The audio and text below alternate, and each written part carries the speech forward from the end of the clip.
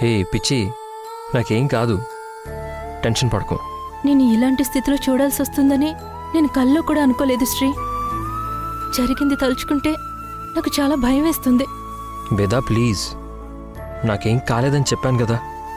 Doctor చెప్పింది నేను అంత తేలిగ్గా మర్చిపోతాననుకున్నావా? నా అదృష్టం బాగుంది కాబట్టి పెద్ద ప్రమాదమే తప్పింది, లేకపోతే. శ్రీ,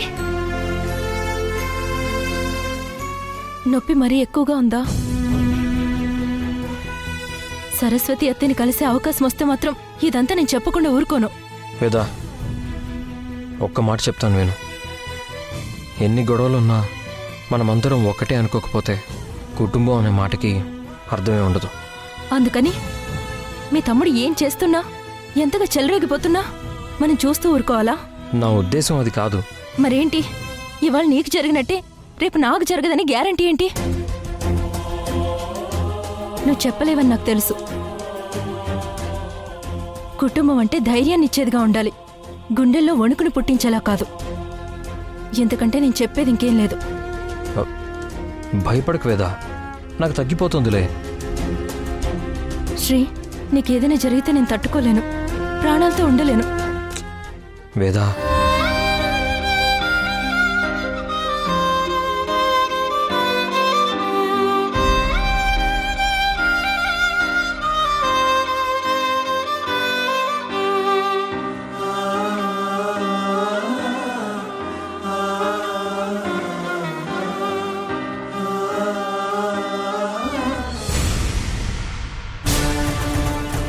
రిషి, రిషి, రిషి, సరస్వతి, రిషి.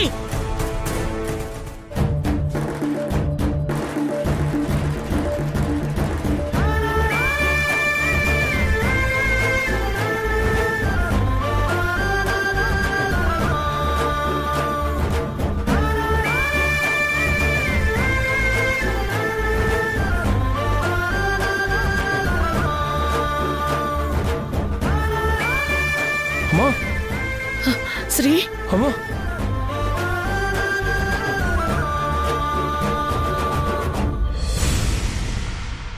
వేదా. అత్తయ్య,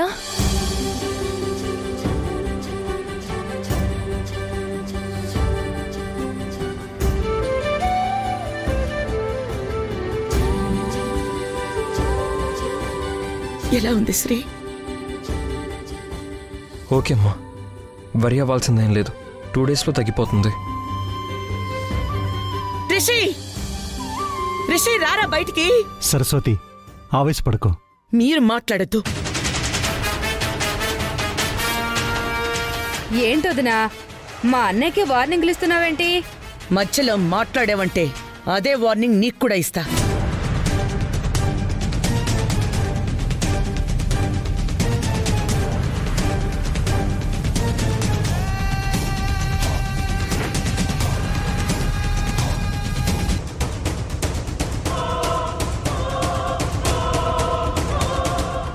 అమ్మా,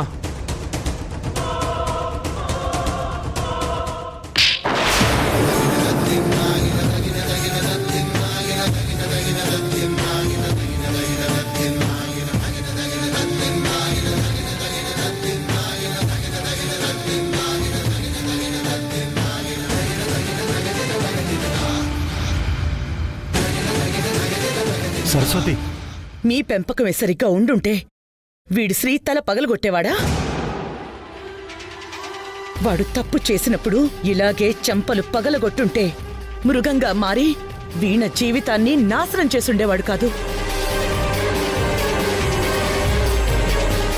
వాడు తప్పటడుగులు వేసినప్పుడు ఎంకరేజ్ చేశారు కాబట్టే ఈరోజు వాడిలా వాళ్ళ అన్నని కొట్టడానికి కూడా వెనకాడలేదు.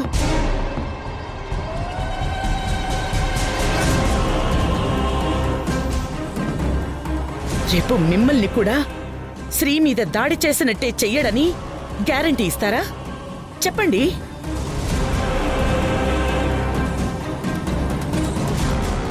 వాడి కన్న తల్లిగా వాడి బిహేవియర్ తెలిసిన దానిగా చెప్తున్నాను. ముందు ముందు వాడు చేసే పనులు మన ఊహకందవు.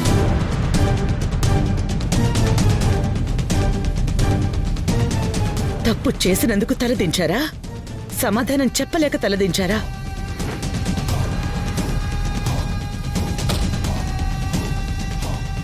అనుకోకుండా జరిగిపోయింది సరస్వతి. నేను కూడా వాడిని మందలించాను. రక్తం కళ్ళు చూసినోణ్ణి మందలించి వదిలేస్తే ఎలా? కాళ్ళు చేతులు విరగొట్టి ఓ మూలన పడేసి చిప్పకొడు తినేలా చెయ్యాలి.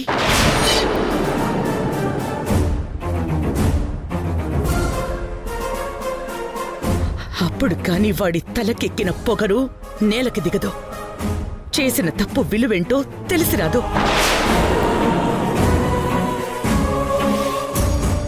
ఇంట్లో ఉన్న కొడుకే భద్రత లేదు. ఇక రేపు కాబోయే కోడలికి ఏం భద్రత ఉంటుంది?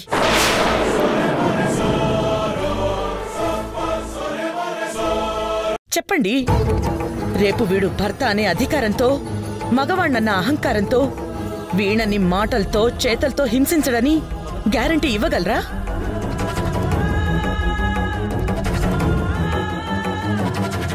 అదెలా కుదురుతుంది? తనంతట తాను ఏదైనా చేసుకుంటే రిషినే అంటారా? ఇది మరీ బాగుందోదనా. నువ్వు మాట్లాడద్దని చెప్పానా? నీకిచ్చిన మర్యాదని పోగొట్టుకోవద్దు భాగ్యం. రేపొచ్చే వేణు గురించి తర్వాత అత్తయ్య. మేము ఇంట్లో ఉండడానికి భయపడుతున్నాం. అయినా దేనికమ్మా భయం? చిన్న గొడవకే భయపడిపోతారా? మేమంతా లేమా? సారీ మావయ్య, మేము ఇక్కడి నుంచి వెళ్ళిపోతాం.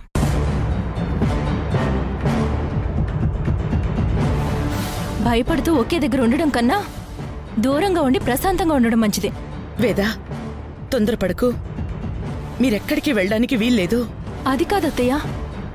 నా మాట అంటే ఏం మాత్రం రెస్పెక్ట్ ఉన్నా సరే కాదనుకో. చూసారా, ఇంట్లో ఇది పరిస్థితి. మీరు వీణ వచ్చే లోపల మారకపోతే నా భర్త, నా రెండో కొడుకు ఇద్దరు జైల్లో ఉంటారు.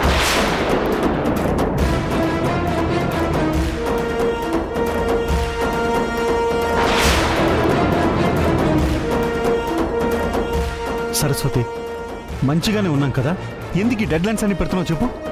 యూర్ రాంగ్ లోక్నాథ్ గారు.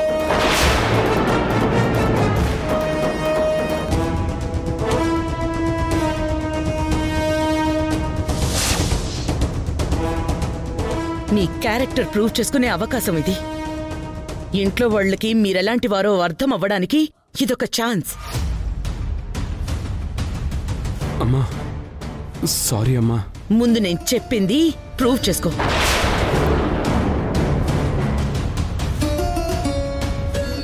పార్వతి, ఇన్ని రోజులు చాలా చాలా సమస్యలు ఎదుర్కొన్నావు. వాటిని నీ సామర్థ్యంతో నెగ్గుకొచ్చావు. కానీ వీళ్ళని మార్చటం అన్నది నీకు అగ్ని పరీక్ష.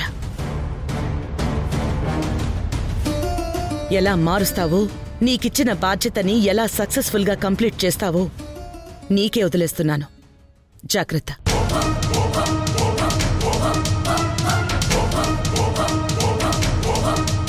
పెళ్ళెందుకు ఆగిందో, వీణ ఎందుకు దూరంగా ఉందో ఇప్పటికైనా అర్థమైందనుకుంటున్నాను.